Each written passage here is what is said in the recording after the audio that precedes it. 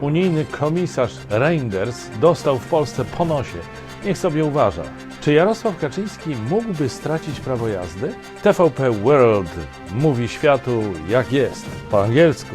Polak z UK przemycał kokainę w cebuli. Dobrze usłyszeliście, kokainę przemycał w cebuli. Cocaine in onion. Hello, this is WTS, po polsku WTS, czyli w telegraficznym skrócie. Już za chwilę skomentujemy wydarzenia w Polsce i za granicą. Niedziela 21 listopada. Maciej Orłoś, zaczynamy. Przyjechał, powiedział, że trzeba stworzyć kulturę praworządności w całej Europie. To jest dramat, Że bardzo ważne jest, aby dziennikarze mieli dostęp do granicy, ponieważ kryzys migracyjny to rzeczywisty atak z Mińska na wspólną granicę Unii Europejskiej i co? I został sprowadzony na ziemię przez naszych polityków, a najbardziej przez wiceministra sprawiedliwości i ministra sprawiedliwości. Ziobro I należało się, bo kimże on jest, ten cały Didier Reynders, jakimś komisarzem unijnym do spraw sprawiedliwości. Kimże on jest, żeby nam tu mówić, jak ma być. Jak jest od sprawiedliwości, no to dobrze, że dostał od szefów resortu sprawiedliwości właśnie, prawda? A co dostał? No od wiceministra Michała Wójcika dostał tweeta, cytuję. Pan komisarz Reynders pochodzi z Belgii, czyli kraju, którego państwowość ma niecałe 200 lat. Jest gościem w Polsce, która ma historię sięgającą ponad 1000 lat. Już choćby z tego powodu nie wypada nas uczyć praworządności. No nie mogę.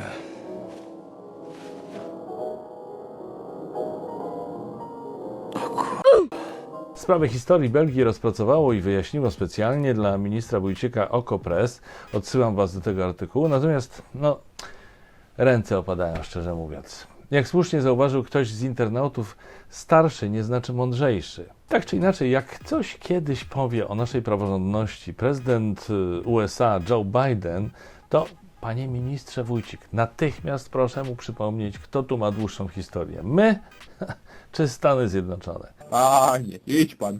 Twitter wszystko zniesie, albo prawie wszystko. Stany Zjednoczone.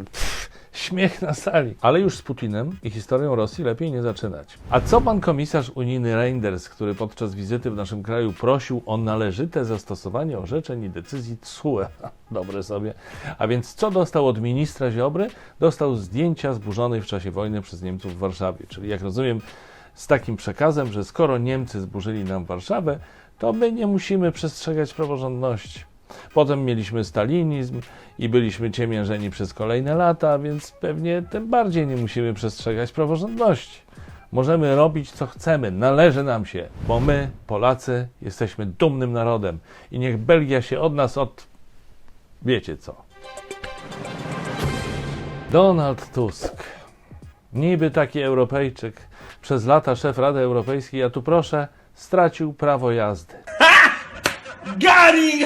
W okolicach Mławy przekroczył dozwoloną prędkość o ponad 50 km na terenie zabudowanym i klops. Jest przekroczenie przepisu drogowego, jest kara zatrzymania prawa jazdy na 3 miesiące plus 10 punktów i mandat.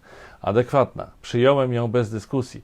Tak napisał na Twitterze pan Tusk. Na Twitterze burza i złośliwe komentarze z prawej, ale nie tylko z prawej strony i pewnie słusznie, bo nie powinno się oczywiście jeździć niebezpiecznie. Natomiast ta sytuacja zainspirowała mnie do przemyśleń. Zastanowiłem się mianowicie, czy Jarosław Kaczyński mógłby stracić prawo jazdy. Oczywiście nie, bo nie ma prawa jazdy, ale gdyby miał, to czy mógłby je stracić? Odpowiedź brzmi oczywiście nie. Gdyby Jarosław Kaczyński miał prawo jazdy, to nigdy nie przekroczyłby żadnych przepisów. Gdyby Jarosław Kaczyński miał konto na Twitterze czy profil na Facebooku, nigdy nie publikowałby głupich postów. Gdyby Jarosław Kaczyński znał język angielski, to nigdy nie mówiłby this is i nigdy nie użyłby słowa fuck. Gdyby Jarosław Kaczyński grał w piłkę, to nigdy nikogo by nie sfaulował, chcący czy niechcący. Gdyby Jarosław Kaczyński robił zakupy w sklepie, to nigdy nie odezwałby się niemiło do ekspedientki. Gdyby Jarosław Kaczyński... No dobra, zostawmy to gdybanie. Wróćmy na ziemię, bo dzieją się rzeczy przełomowe. Oto właśnie rozpoczęła nadawanie stacja TVP World, która ma mówić światu jak jest, niczym kiedyś Max Kolonko. Anglojęzyczny kanał telewizji polskiej miał zacząć nadawać od nowego roku, ale Jacek Kurski przyspieszył ten start. Zaczął nadawać, nie Jacek Kurski, tylko kanał w tym tygodniu i zdaniem prezesa TVP ma być odpowiedzią na rosnącą dezinformację. Nie doceniałem chyba pana prezesa, przyznam szczerze. Najpierw zrobić z TVP największego producenta fake newsów, a potem otworzyć kanał odkłamujący fake newsy. To już jest naprawdę duża sztuka. Wiadomości TVP, informując o wcześniejszym starcie kanału, przekazały, że jesteśmy w trakcie wojny informacyjnej. I to akurat jest fakt. Tylko jeśli TVP chce mówić to samo, co w wiadomościach, tylko po angielsku, to będzie nie wojna informacyjna, tylko propagandowa. A w tym zakresie, czyli w zakresie propagandy, ekipa Kurskiego nie ma sobie równych i zmiecie swój białoruski odpowiednik w pierwszym natarciu.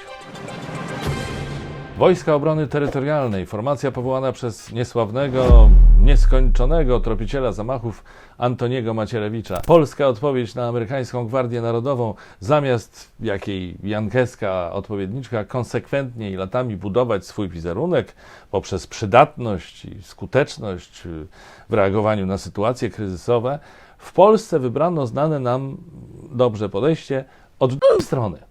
Po zaskakująco dobrych początkach, poświęceniu żołnierzy w walce z powodzią i innymi klęskami żywiołowymi oraz obecnym udziale w wojnie hybrydowej na granicy z Białorusią, obrona terytorialna zamiast skupiać się na swoich dokonaniach, powołała właśnie grupę zadaniową pod szumną nazwą Honor, która ma za zadanie walczyć z negatywnymi wypowiedziami na temat formacji w internecie i bronić jej dobrego imienia w cyfrowym świecie.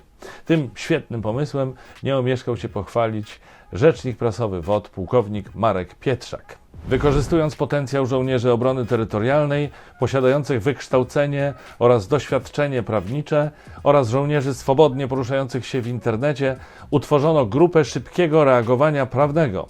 W ten sposób, wykorzystując kompetencje podwójnego zastosowania, terytorialsi będą dbać o ochronę dobrego imienia swoich kolegów. Skoro żołnierze WOT posiadają tak szerokie kompetencje, to może warto by, drodzy dowódcy, spożytkować je na coś bardziej przydatnego niż ściganie małolatów, trolli i ignorantów w internecie. Moim zdaniem wystarczyłoby pokazać opinii publicznej codzienną pracę i poświęcenie terytorialsów, chociażby właśnie we wsparciu Straży Granicznej, lub pokazać, jak angażowali się i angażują w pomocy ludności w lokalnych sytuacjach kryzysowych. To jest definicja honoru, jaką znam.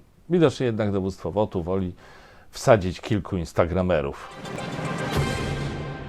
A propos tropienia zła, choć nie tylko tym razem w wirtualu, ponownie w WTS-ie minister Zbigniew Ziobro, który idzie na wojnę z samym sobą, wyobraźcie sobie. Na antenie TVP Info zapowiedział przygotowanie propozycji zmian w kodeksie karnym, które, jak zapewnia, miałyby wzmocnić ochronę Polski przed działaniami o charakterze dezintegracyjnym wymierzonymi w wizerunek Polski.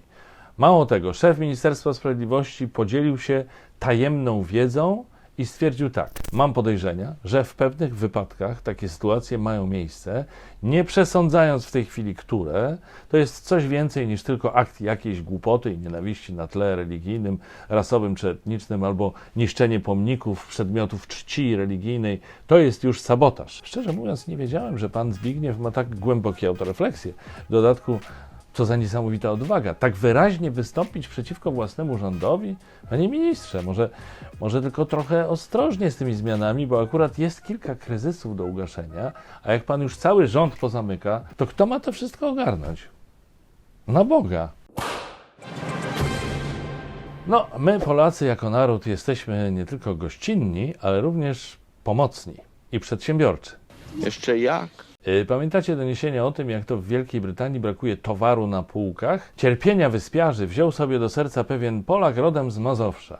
Brytyjskie służby graniczne zatrzymały go, gdy próbował wwieźć na teren królestwa 418 kg towaru, kokainy, by nadać narodowego klimatu swojemu transportowi. Ładunek ukrył w kartonach z mrożonymi krążkami cebulowymi.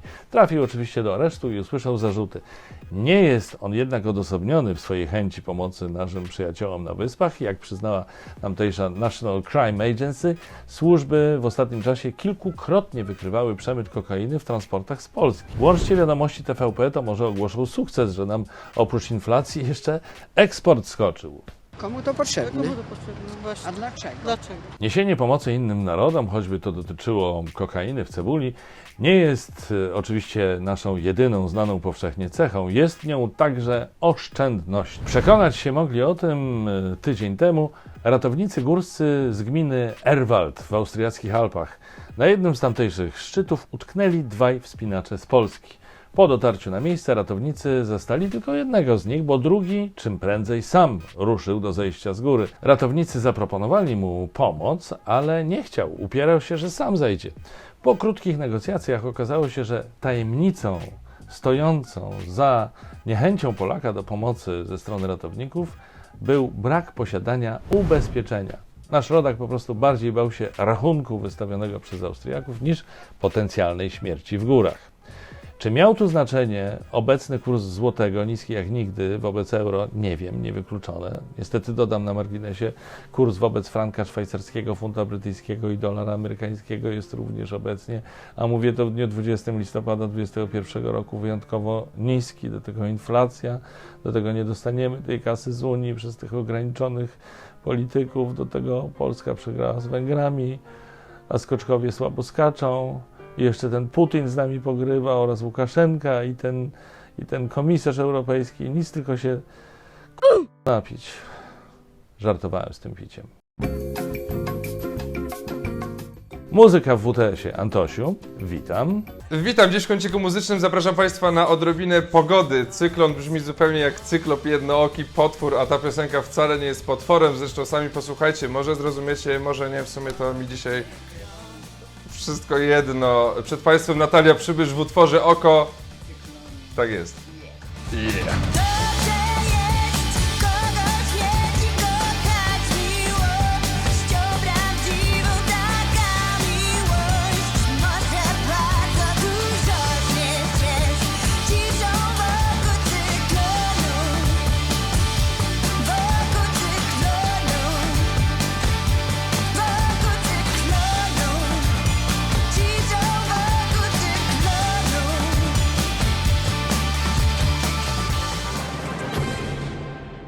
I to dziś wszystko w WTS-ie. Dzięki za suby, za polubienia, za komentarze, za obserwowanie, za patronowanie. Bardzo Wam dziękuję. Trzymajcie się ciepło. Do zobaczenia w czwartek. Cześć!